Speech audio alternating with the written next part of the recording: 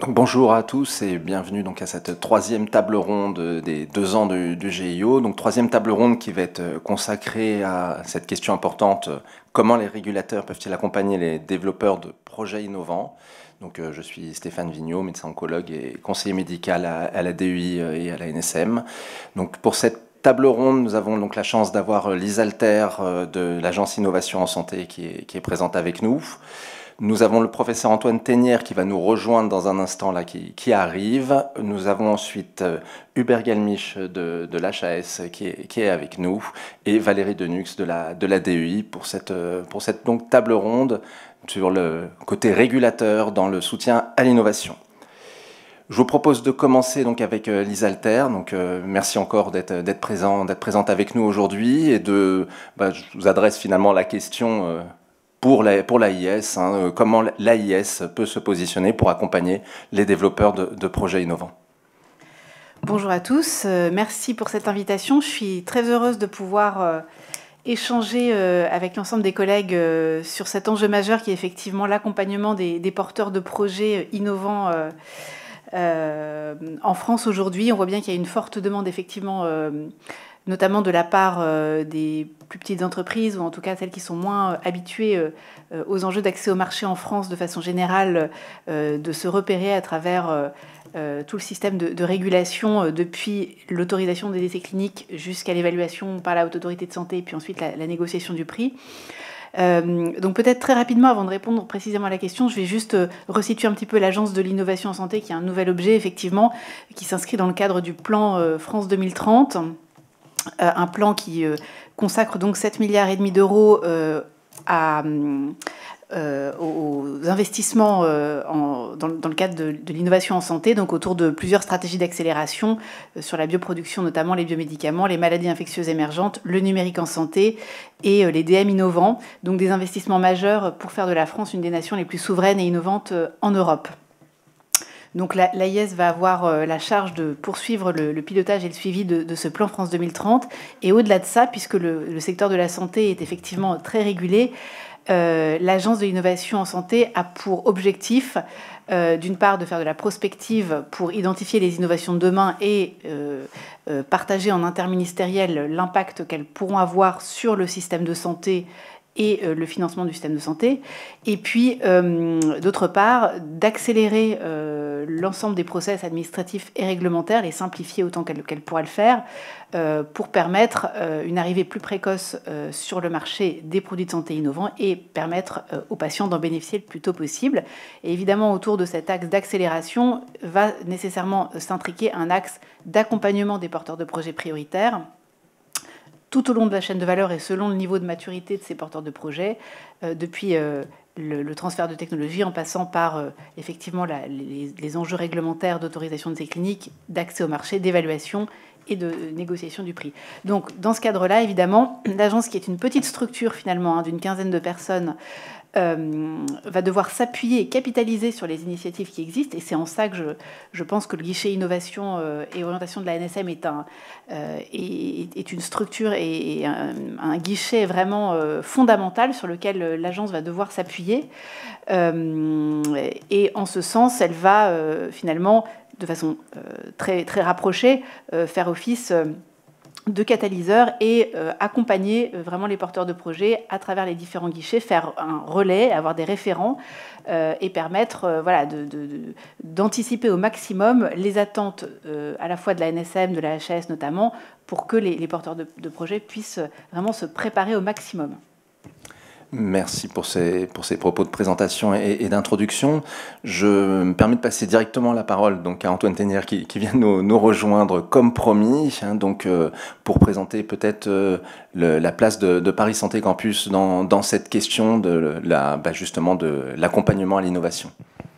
Merci beaucoup, bonjour, et merci beaucoup de cette invitation. Alors Paris Santé Campus, c'est un écosystème dédié au numérique en santé. Et quand je dis écosystème, c'est la volonté, dans une dimension unique aujourd'hui en France, en Europe et en tout cas sur cette thématique dans le monde, de rassembler des acteurs pour les faire travailler ensemble et imaginer tous les paramètres et tous les éléments de la transformation numérique du système de santé. Donc c'est quelque chose qui est assez transversal et extraordinairement important et qui rassemble à la fois des chercheurs pour travailler sur la donnée, des soignants qui vont être vraiment les utilisateurs au quotidien, mais aussi des étudiants pour les compétences de demain autour du numérique, et puis des créateurs de valeur autour du numérique, notamment des startups, et puis des entreprises et des grands groupes, avec des acteurs institutionnels qui sont absolument essentiels, comme le disait Lise, pour accompagner le développement de ces innovations, et évidemment les patients et la société dans une logique vraiment d'ouverture de ces problématiques. Donc c'est la volonté vraiment de changer de paradigme dans la façon dont on peut mener des grands programmes de transformation. Ici, on a tous vu des centres de recherche se développer au sein de centres de soins, des startups se connecter à proximité de centres de recherche ou de centres de soins. Si on a tous en tête les écosystèmes performants dans la santé dans le monde, comme Boston, dans la tech, la Silicon Valley, il nous manquait en France, dans cette dimension, vraiment un endroit pour rassembler ces acteurs. Et évidemment, ça s'insère dans toute une panoplie d'actions pour déployer et pour accélérer la mise en place du numérique pour la santé, avec la première feuille de route qui a été mise en place en 2018, et la création notamment de la délégation ministérielle du numérique en santé, des politiques publiques, et puis des financements, notamment avec le Ségur du numérique, et aujourd'hui la stratégie d'accélération du numérique qui rentre dans le cadre de France 2030. Donc ça s'insère vraiment dans un ensemble cohérent pour accompagner cette transformation. Et puis parmi les acteurs qui sont au sein de Paris Santé Campus, je l'ai dit, 80 startups, 4 instituts de recherche, plusieurs grands groupes et grands acteurs du numérique en santé, qui ont besoin de comprendre comment est-ce que leurs découvertes, comment est-ce que leurs innovations vont se transformer en usage. Et pour ça, notamment pour les éléments qui vont devenir des produits, eh bien, comprendre comment est-ce qu'ils vont les faire évaluer, les faire certifier, accéder au marché. Et c'est en ce sens, je pense que c'est absolument essentiel que, avec les initiatives existantes, avec le guichet, avec les initiatives qui émergent, et notamment l'AIS, on ait une cohésion d'ensemble pour accompagner tous ces acteurs. Merci pour ces précisions. Et effectivement, vous avez évoqué la notion d'accès au marché, la notion là qui, pour l'instant, a été dans cet après-midi sur le GIO, qui a, c'est vrai, été beaucoup focalisé sur l'entrée dans les projets innovants, sur comment on démarre et comment on arrive à se mettre en route. Et il y a le sujet effectivement de quelles va être ensuite les applications, quelles seront après les applications cliniques et quelles seront aussi les modalités d'accès, les modalités de prise en charge. Et c'est vrai qu'on a l'acteur qui pour l'instant a, je pense, été évoqué dans la demi-journée, mais qui est un acteur central maintenant de la Haute Autorité de Santé. Donc je passe la parole maintenant effectivement à Hubert Galmiche pour la Haute Autorité de Santé, puisqu'on est dans cette logique de pouvoir maintenant avoir la question de quel sera l'accès au marché, quelles seront les modalités qui seront envisagées pour les recommandations pour la pratique clinique. Merci, bonjour. Donc je vous remercie pour cette invitation. Donc effectivement, la Haute Autorité de Santé est impliquée dans l'accès au remboursement des divers produits de santé dont on parle, que ce soit des médicaments, des dispositifs médicaux, mais aussi des actes professionnels. Et les dispositifs médicaux ou autres produits qui sont utilisés par les professionnels, qui ont des statuts très divers et variés, qui nécessitent donc énormément d'échanges entre les porteurs de projets. Donc à ce titre, la Haute Autorité de Santé a mobilisé déjà énormément de moyens pour déjà expliquer à l'ensemble des porteurs de projets toutes ces doctrines, les modes de réflexion et tout ce qui était à disposition. Tout ça est accessible au travers du site internet, et donc ça paraît évident, mais il est bon de le rappeler déjà qu'on a énormément de documentation permettant de renseigner tous les porteurs de projets, de les orienter dans un premier temps, mais ce n'est que ça, et ça va pas ça ne suffirait pas s'il n'y avait pas aussi toutes les mesures qui ont été mises en place de rencontre des porteurs de projets.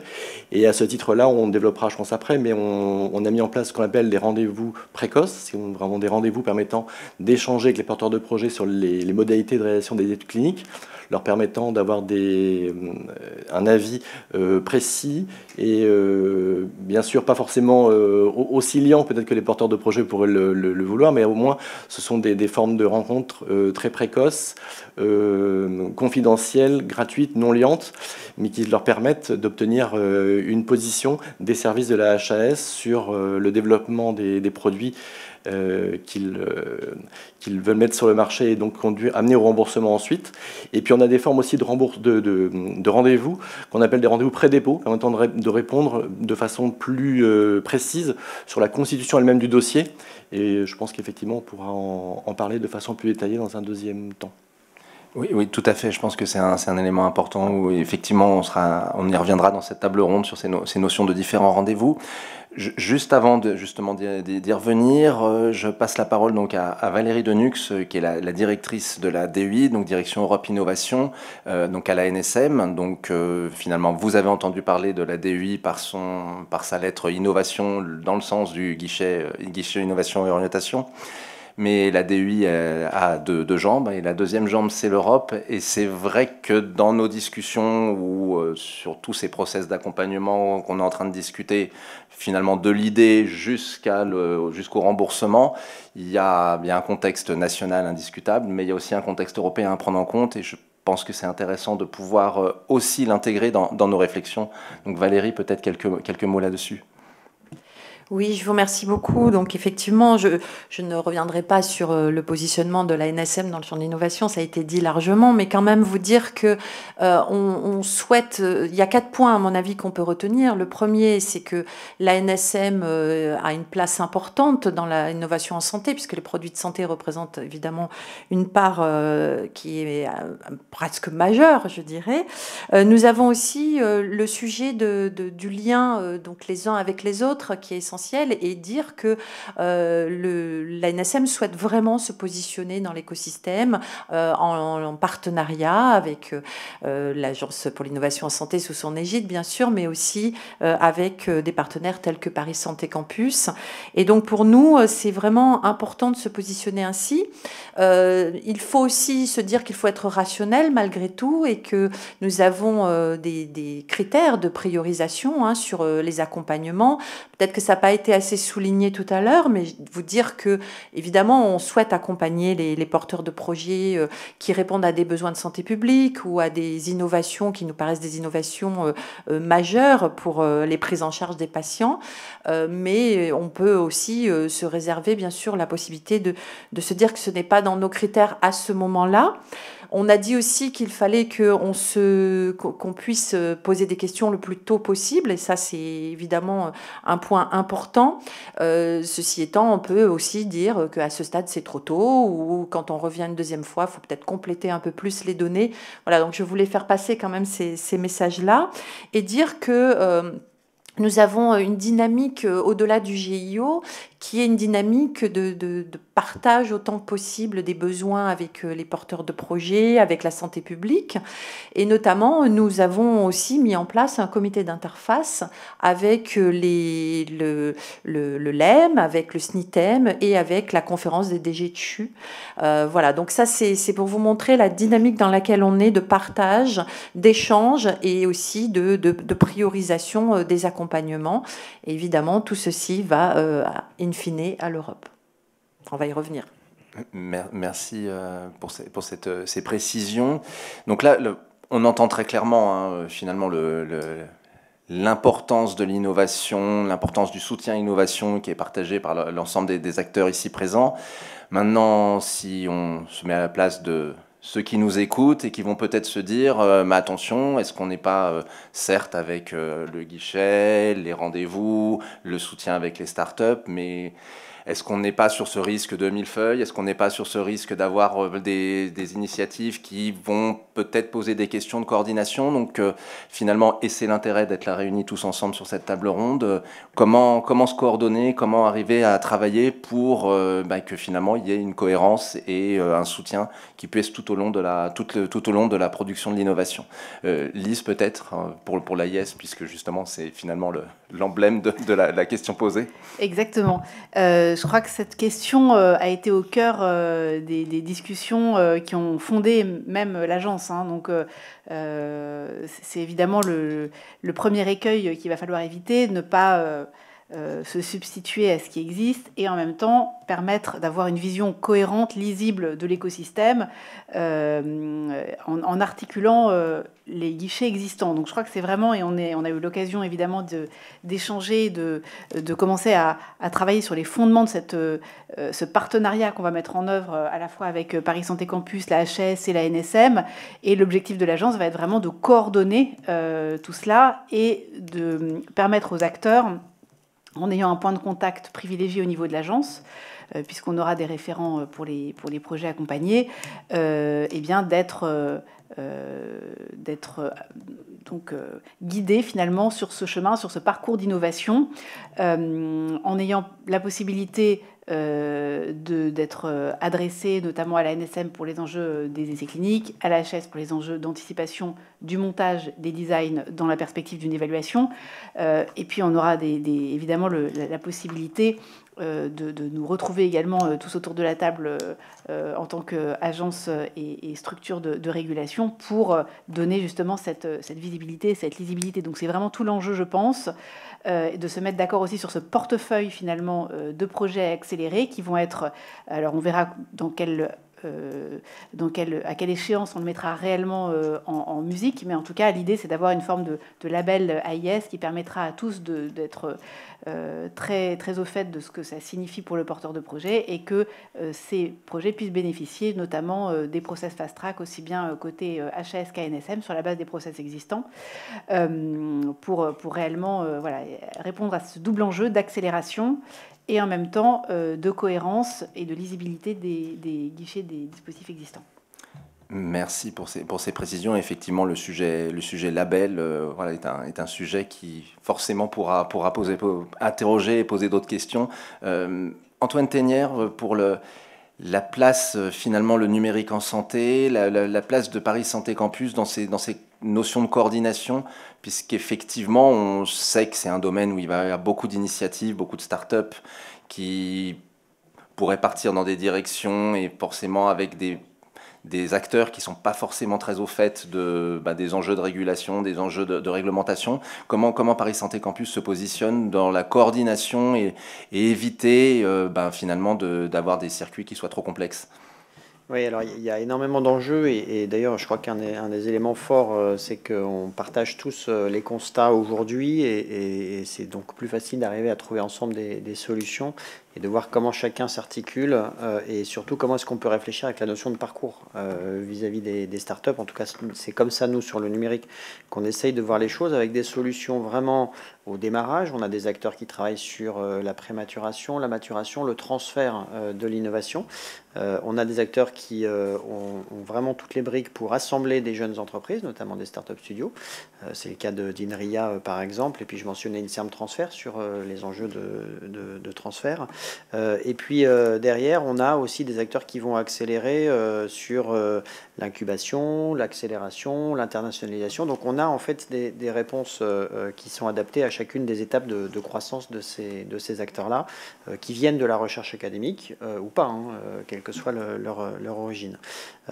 Donc l'intérêt pour nous dans la trajectoire de ces programmes ou de ces jeunes entreprises, c'est d'arriver à connecter au bon moment les bons acteurs, notamment sur la trajectoire des grands sujets qu'ils vont avoir à résoudre, la structuration d'un projet, son financement, sa mise en place sous forme opérationnelle, et puis ensuite son évaluation, sa certification, etc.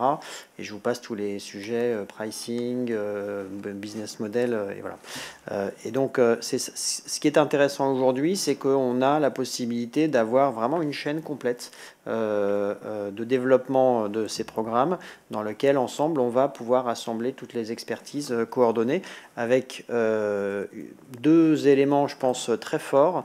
Le premier, c'est que cette chaîne soit le plus linéaire possible et qu'on sorte de la logique, ou en tout cas de la réalité, d'avoir aujourd'hui quelques belles entreprises et puis plein d'autres qui ne se développent pas suffisamment, voire meurent précocement. Donc d'arriver à vraiment aligner les éléments de croissance pour systématiser vraiment la réussite de ces projets, et puis surtout en fait de systématiser la transformation en champions qui sont capables de s'exporter et de s'internationaliser. Donc ça, c'est vraiment en tout cas l'ambition que je souhaite relever avec vous tous, et je pense qu'on partage, hein, qui est portée vraiment dans l'Agence d'innovation en santé, dans les plans France 2030. Et donc c'est vraiment essentiel qu'on puisse arriver à accompagner ces projets en ce sens, et notamment en regardant ce qui se fait à l'international. Je suis très sensible évidemment à la question européenne, parce que c'est notre prochain terrain de développement et que je pense qu'un des enjeux, c'est d'arriver à offrir à ces jeunes projets la possibilité de se coordonner non plus sur 27 stratégies différentes et 27 marchés différents, mais vraiment dans une logique beaucoup plus avancée avec idéalement une stratégie coordonnée, voire unifiée d'évaluation par exemple, et puis un marché économique unique. C'est ce dont disposent d'autres pays vers lesquels d'ailleurs beaucoup d'entreprises se tournent pour des questions de simplicité, et qu'il faut qu'on arrive à mettre en place. Ça, c'est le premier élément. Le deuxième élément, c'est qu'on leur donne beaucoup de visibilité et de transparence sur les processus et de la fluidité dans ce chemin-là. Effectivement, j'enchaîne en repassant la parole donc à Valérie Denuc sur les questions européennes, puisque c'est notre champ à tous, hein, et la question peut se poser. Typiquement, dans le champ des essais cliniques, on est maintenant sur le règlement européen, donc il y a une forme d'harmonisation qui peut se mettre en place, mais c'est sur une étape dans la chaîne. Et je reprends l'image du parcours. Hein, on sait les parcours, que ce soit sur le développement d'un médicament, les parcours de soins, on sait que c'est un enjeu important dans la coordination. Donc, comment intégrer les questions européennes et comment voir ça, Valérie, quelques éléments, je pense, puisque la NSM a évidemment toute sa place dans ces questions européennes. Oui, absolument. Alors justement, je rebondis sur la notion de coordination. Je voudrais juste dire que nous, au niveau de la NSM, on est un des maillons de la chaîne avec la HAS, main dans la main. Et notamment, on le voit bien aussi au niveau du parcours européen, hein, puisque le développement du produit se fait aussi bien dans le champ, bien sûr, de l'autorisation, hein, de mise sur le marché centralisée, que pour aboutir ensuite sur la partie HTA que je vous laisserai évidemment évoquer.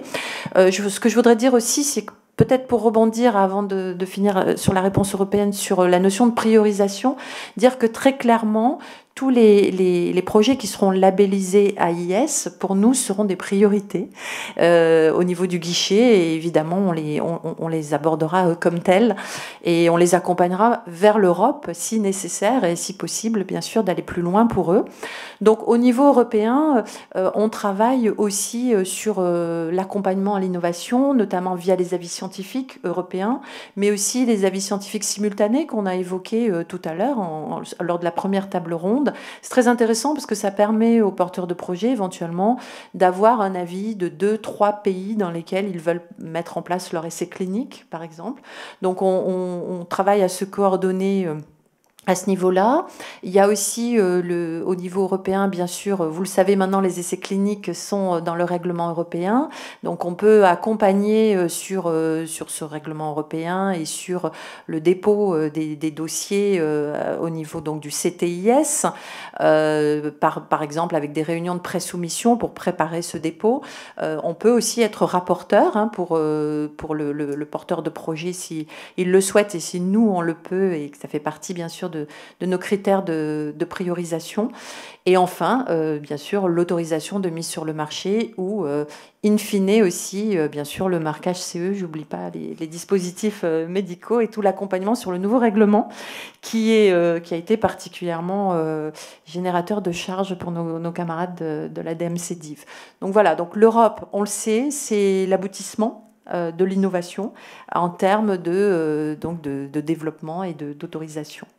Alors c'est effectivement l'aboutissement de l'innovation dans tous ces dispositifs qui étaient évoqués à l'instant, mais on a aussi le sujet qu'on évoquait tout à l'heure, donc de la prise en charge, de l'intégration au niveau de l'évaluation de la HAS.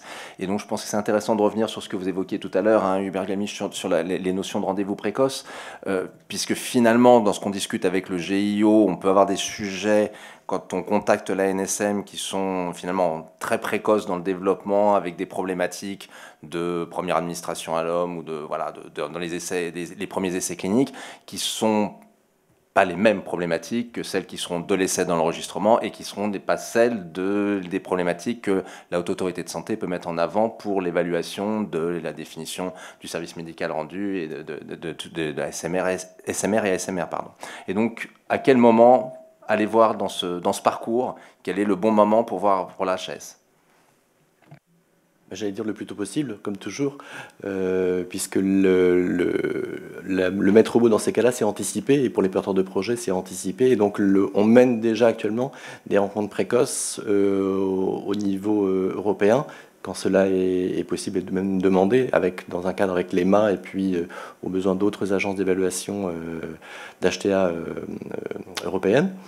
Donc c'est quelque chose qui est déjà une réalité et qui va être amené encore à s'amplifier avec le règlement européen. Alors là, je ne parle pas du règlement européen des dispositifs médicaux, mais du règlement européen de l'évaluation des technologies de santé, le règlement HTA, qui est sorti en fin 2021 et qui pose les fondements d'une évaluation de tous les médicaments finalement d'ici à partir de 2025 et des évaluations communes et aussi la mise en place de processus de consultation scientifique commune. Donc tout ça est sur les fonds baptismaux est en train de se mettre en place et on n'a pas attendu pour que ce soit déjà mis en place. On réalise déjà ce genre de consultation quand c'est possible, quand il y a une volonté de la part de porteurs de projets de les solliciter. Et c'est quelque chose qui va tendre à se généraliser d'ici les années 2025-2026. Et ce sera aussi la chose faite pour les dispositifs médicaux qui seront aussi emmenés dans ce règlement européen d'évaluation des technologies de santé. L'autre point sur lequel on est en échange vraiment très développé, par exemple avec l'ANSM, c'est tout ce qui est l'anticipation de la mise sur le marché pour les produits lors de l'accès précoce, pour lequel on a déjà développé des modalités d'échange et de rendez-vous conjoints avec l'ANSM pour éviter de multiplier les échanges entre les institutions pour mutualiser un peu les forces et que, puisque l'ANSM et la HAS sont impliqués dans le même processus d'accès précoce, qu'on puisse obtenir vraiment quelque chose qui soit le plus synergique, le plus fluide. Et d'ailleurs, on a les premiers retours sur l'efficacité de ces mesures de rencontre pré-dépôt, puisqu'on a fait le point récemment et on a vu que sur les 100 derniers rendez-vous qu'on avait pu mener en collaboration avec la NSM, les délais étaient vraiment très très bons et permettaient, on a eu quasiment la moitié des dépôts de dossiers qui ont eu lieu finalement, donc sur une centaine de rendez-vous. Ça s'est concrétisé par une cinquantaine de dépôts qui se sont faits de façon vraiment optimale. Alors effectivement, cet exemple de la réforme des accès précoces, enfin de l'accès compassionnel, l'accès précoce, de tout ce qui était les accès dérogatoires, est un bon exemple de coopération justement entre la NSM et la HAS. Et en termes d'exemples récents, et je rebondis finalement sur la notion qui était évoquée de label AIS tout à l'heure, en termes d'exemples récents, c'était la situation Covid, qui a pu être une situation de mise en situation et en crash test sur comment pouvoir soutenir l'innovation. Donc on a eu les dispositifs type CAPNet avec le label CAPNet. Est-ce que vous voyez des enseignements, des limites, des choses particulières dans ce qu'on pourrait retirer de cette période? Voilà, qui veut intervenir en premier? Lise? Nécessairement en premier, mais en tout Voilà. cas, je saisis la balle au bon. Effectivement, donc je pense qu'on a tous vécu, et ici dans cette salle notamment, la période Covid qui a été en même temps un extraordinaire accélérateur pour l'accès à l'innovation, ce qui a permis de montrer qu'on était capable d'y arriver et qu'il y avait des cas particuliers dans lesquels nos process ont pu être adaptés pour aller le plus vite possible. Je pense notamment au vecteur des accès précoces qui a permis d'aller très vite dans la mise à disposition des anticorps monoclonaux. Je pense aussi à l'évaluation des vaccins, des tests. Et encore une fois, on a travaillé main dans la main à NSM-HS notamment sur ces sujets. Évidemment, il ne s'agit pas de travailler en contexte crise en permanence. C'est évidemment pas tenable. Néanmoins, je pense qu'il faut capitaliser aussi là-dessus. Et pour reprendre le sujet des labels AIS, par exemple, pour un pool de projets vraiment prioritaires, qui sera évidemment un petit pourcentage du flux, qui sera loin d'être tout le flux.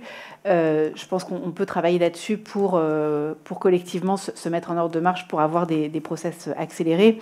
Et peut-être pour faire le lien aussi avec l'échelon européen, on parle aujourd'hui de cette accélération et de ces fast-track au niveau français, mais on échange de façon très rapprochée avec Valérie, Camille, en ce moment aussi, pour essayer d'avoir des réflexions sur ce que doivent être nos process accélérés aussi au niveau européen. C'est très important qu'on ait ce terrain d'échange aussi et ce niveau-là qui soit bien embarqué dès maintenant, puisque voilà, il est important effectivement que la France soit extrêmement attractive en matière de recherche, d'innovation en Europe, mais il faut aussi que l'Europe soit compétitive et attractive par rapport au reste du monde.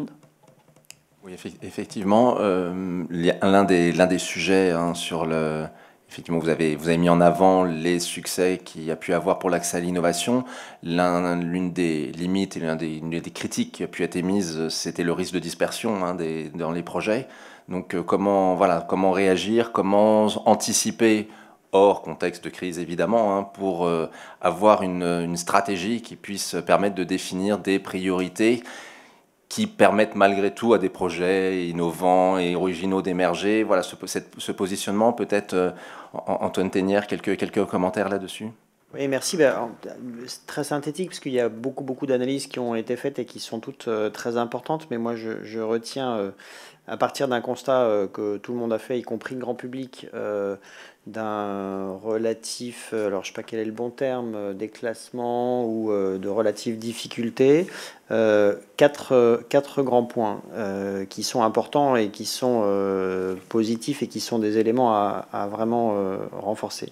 Le premier, c'est d'avoir pu montrer qu'on pouvait accélérer les choses, qu'on pouvait donner des conditions d'évaluation, de recherche et puis éventuellement de financement qui soient rapides, qui respectent les standards. C'est important de tout ce qui est de toutes les institutions qui existent et donc de se dire que on peut le faire en situation de crise, il faut maintenant apprendre à le faire dans une situation courante. Et ça, c'est le premier point, je pense, et un des défis qu'on aura à relever tous ensemble, d'arriver à donner de la fluidité beaucoup plus importante dans ces parcours-là.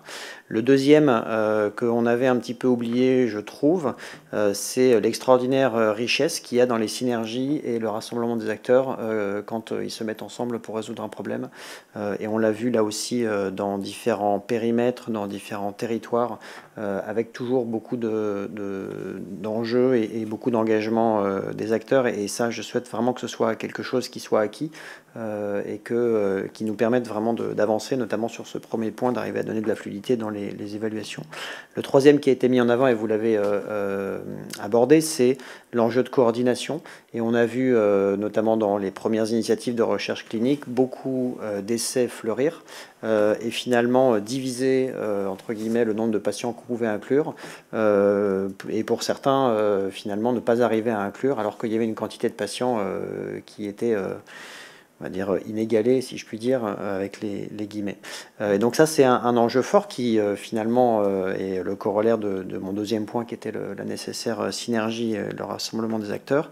Et puis le dernier point, qui nous donne là aussi des perspectives, c'est, je trouve, un vrai démarrage de l'Europe de la santé, qui doit aussi enclencher justement cette synergie et puis ces enjeux de fluidité dans les parcours de l'innovation. On l'a vu sur à la fois des actions pratiques, la stratégie vaccinale qui s'est mise en place et qui est tout à fait inédite. On l'a vu sur de la coordination avec les outils numériques, notamment le pass sanitaire. Et puis on le voit maintenant avec la structuration, alors d'abord de l'EMA et puis ensuite de l'ERA, et tout ce qui arrive, qui est porté par la France notamment, de coordination sur les enjeux numériques, notamment la mise en place d'un espace de données de santé européen et la réflexion sur les stratégies de partage. Donc c'est vraiment des éléments forts. Il y a évidemment beaucoup d'autres choses qu'on pourrait dire sur la pandémie, mais je pense qu'on doit retenir et sur lesquelles nous devons construire des ambitions fortes. Merci. Pour rester sur cette thématique des enseignements, peut-être des enseignements qui ont pu être tirés du côté ANSM, HAS, et voilà, de se dire qu'est-ce que nous allons pouvoir tirer de bon de ces années et ces mois difficiles que nous venons de passer. Donc peut-être Valérie en premier pour la ANSM et puis après Hubert pour la HAS. Oui, en fait, on voit que au moment du Covid, la NSM a su mobiliser ses forces pour pouvoir répondre très rapidement. Hein. On a fait des évaluations dans des temps très contraints, une vingtaine de jours. On a pu mettre en place des fast-track, et notamment des fast-track de crise. On a développé cet esprit d'équipe mobilisée sur un sujet de manière très très forte. Donc tous ces enseignements à la fois en interne, à la fois de dispositifs d'accélération, je crois on va capitaliser dessus. L'autre point, c'est qu'on a eu un lien aussi renforcé avec les chercheurs, et je trouve que le lien régulateur-chercheur est quelque chose qu'on doit encore renforcer, sur lequel on va travailler, et évidemment il y a beaucoup à apprendre les uns des autres, et probablement des choses à partager dans la mesure chacun de ses prérogatives. Et le dernier point, c'est effectivement l'Europe. Et comme le disait le professeur Antoine Tenière, on voit que l'Europe est en train de se structurer suite à cette situation de Covid, et notamment sur la gestion, bien sûr, des difficultés qu'on peut avoir sur les produits de santé, sur la capitalisation et l'anticipation, notamment avec ERA, bien sûr. Donc, je crois qu'on a pu accélérer très fort avec cette crise, même si une crise est toujours compliquée à passer. Hubert, je propose de laisser le dernier mot à la HAS sur cette table ronde et sur cette question, puisque voilà, nous arrivons sur le délai contraint de l'exercice. Merci. Mais je vais forcément être un peu redondant avec ce que vient de dire ma voisine et collègue, puisqu'on a vécu effectivement un peu le même genre de situation, et surtout cette situation nous aura permis de tirer le meilleur un peu de ce qu'on pouvait faire avant, mais effectivement d'accélérer encore et de trouver des marges vraiment d'amélioration, d'accélération dans les délais.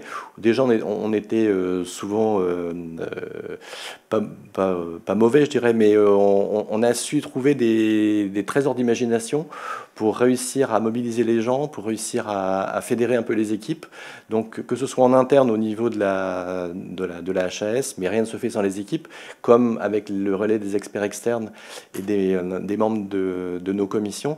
On a su mettre en place des choses et des organisations sur lesquelles on capitalise et pour lesquelles on a gardé des bonnes habitudes finalement. Et on espère pouvoir les pérenniser, puisque dans bien des cas, ça permet de rendre des avis ou des décisions dans des délais qui sont vraiment plus que très très très rapides. Je vous remercie. Donc on arrive au terme de cette table ronde. Donc encore merci à tous pour votre participation. On pourra retenir que voilà, dans les mots qui ont été répétés, évidemment, au-delà de l'innovation, il y a les mots communication avec donc les porteurs, communication entre les différentes autorités réglementaires, on entend cette notion de coordination des parcours qui évidemment nous parlera à tous, et cette notion aussi de retour d'expérience. Et je pense que c'est aussi un sujet intéressant, non seulement dans il ne s'agit pas uniquement de construire des coordinations, mais il s'agit aussi de savoir tenir compte des enseignements, de ce qui marche et de ce qui ne marche pas. Donc merci encore pour votre participation à cette table ronde, et à bientôt. Un grand merci à vous tous et merci Stéphane pour l'animation de cette table ronde.